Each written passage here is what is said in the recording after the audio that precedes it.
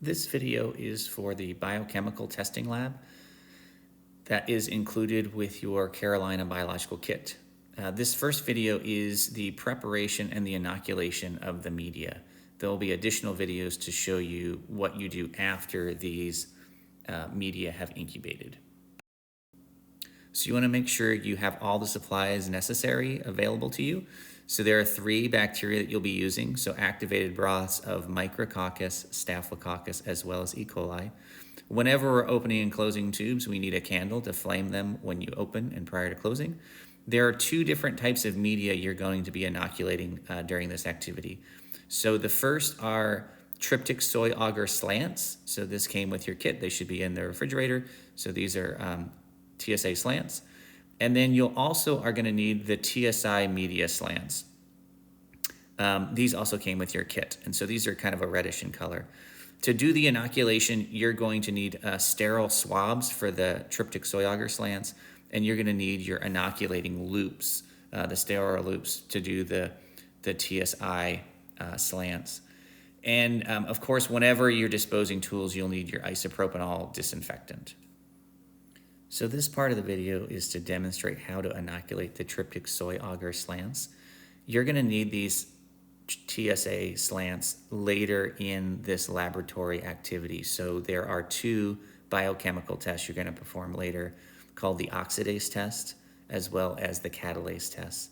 When you look at those activities, it asks you to use a Tryptic soy agar culture of the bacteria. And so this is the activity to set up those slants so you have them when you need them to perform those additional biochemical tests.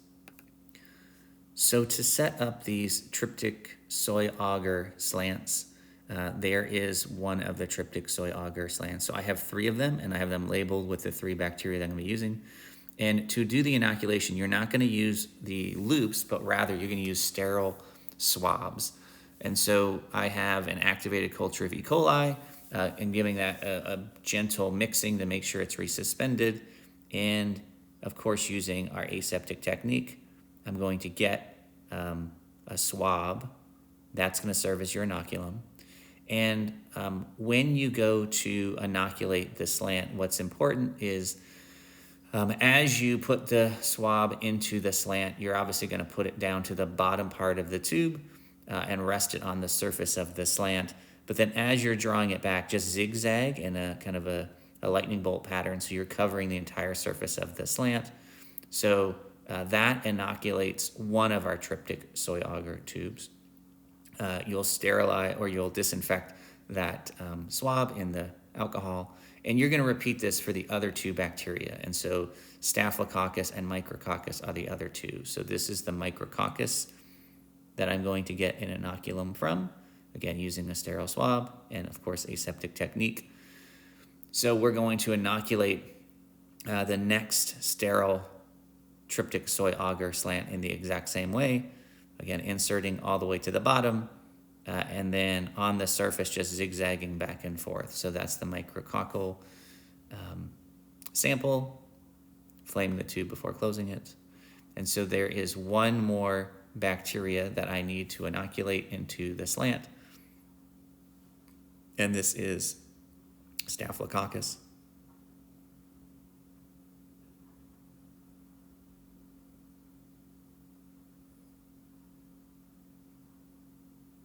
So brief mix of the bacteria to make sure it's resuspended. Flame the tube. Grab the inoculum using our sterile swab and flame the tube prior to closing.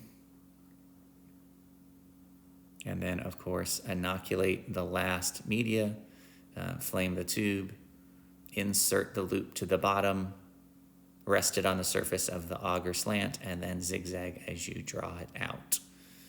Flame that tube and close that off.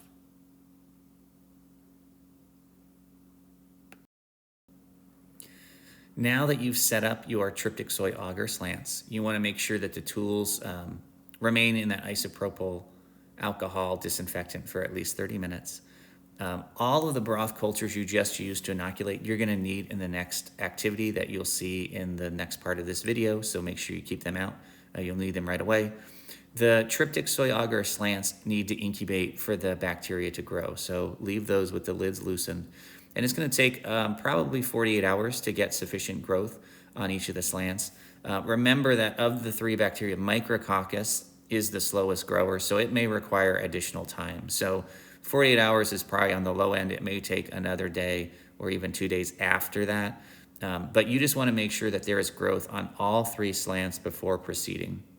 Again, these slants are going to be used in the activities that are entitled catalase test and oxidase test in the procedure. And so you need to have these slants grown before you could do those parts of the experiment. This part of the video is going to show how to inoculate the TSI agar slants.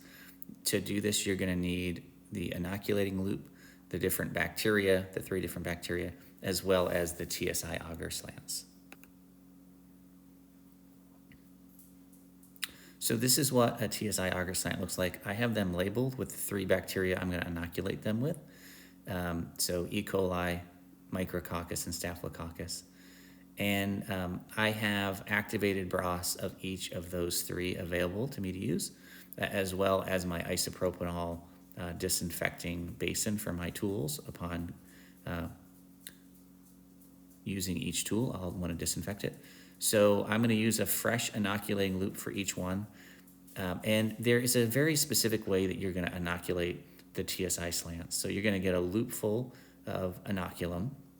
And of course, using aseptic technique, we're going to flame our tubes when we open it and prior to closing it. And then when you inoculate this, you're actually going to stab into the bottom part of the media. This is called the butt of the media. So I'm going to insert my loop down to the bottom. And notice that I'm actually going to stab all the way to the bottom. And then before I remove it from the tube, I'm going to streak the surface of the slant.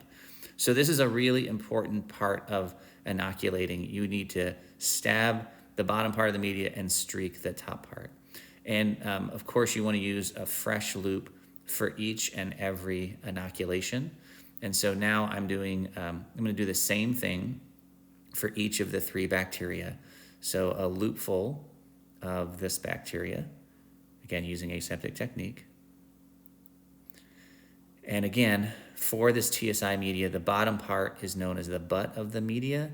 And so you want to insert the loop so that you get to the bottom part of the slant, and then you actually stab down to the bottom of the tube.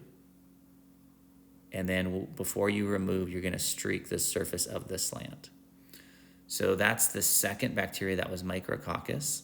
So I'll close that tube up and discard the loop. And the third and final bacteria, we of course are going to do the same procedure. Grab an inoculum on your loop. And then to inoculate the TSI media, we are going to stab the butt of the media.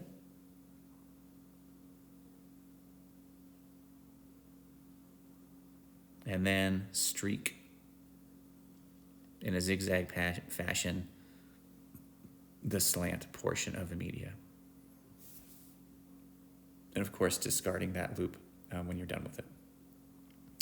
These bacteria have to incubate for a little bit of time. So again, loosen the lids about a quarter of a turn while they're incubating to make sure they have access to the air inside the tube that they may need to grow.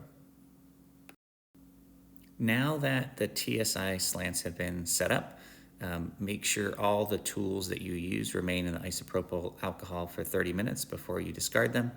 The 2 bacteria cultures that we still need moving forward in future activities is the E. coli as well as the Staphylococcus, so make sure you save those. We are done with the Micrococcus cultures, so those can be properly disinfected and disposed. For the TSI slants, you want to incubate them with the lid slightly loose, and you're going to make and record your observations in the assignment sheet at 12 hours, 24 hours, and 48 hours. So some of these are shorter time periods than others, so just make sure you're aware of the timeline. So at these 3 time points, 12, 24, and 48 hours, in addition to making observations, this is the time point where you'll take photos that you include with your assignment.